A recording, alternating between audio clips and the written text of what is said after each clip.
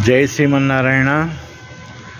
అసలు బ్రాహ్మణులు అంటే ఎవరు, వారి లక్షణాలు ఏమిటి, అలాగే అహింస అంటే ఏమిటి, అది ఎందుకు పరమోధర్మంగా ఉంది అనే విషయం శాపగ్రస్తుడైన నహుష మహర్షి ధర్మరాజు సంవాదం ద్వారా మహాభారతంలోని అరణ్య పర్వంలో ఈ విషయం గురించి ఉంది.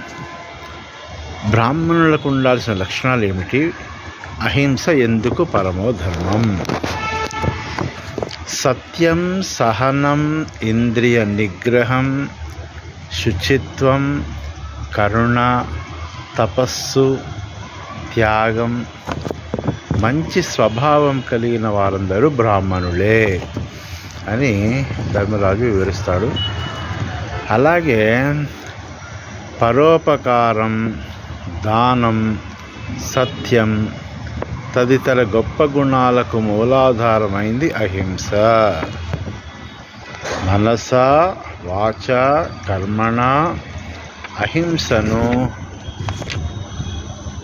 దీక్షగా ఆచరించిన వారు దేవతలవుతారు అని కూడా ధర్మరాజు స్పష్టం చేశాడు. జై శ్రీమన్నారాయణ. రాచకొండ రామాచార్యులు, జ్యోతిష్యులు, పాంచరాత్ర ఆగమ పురోహితులు.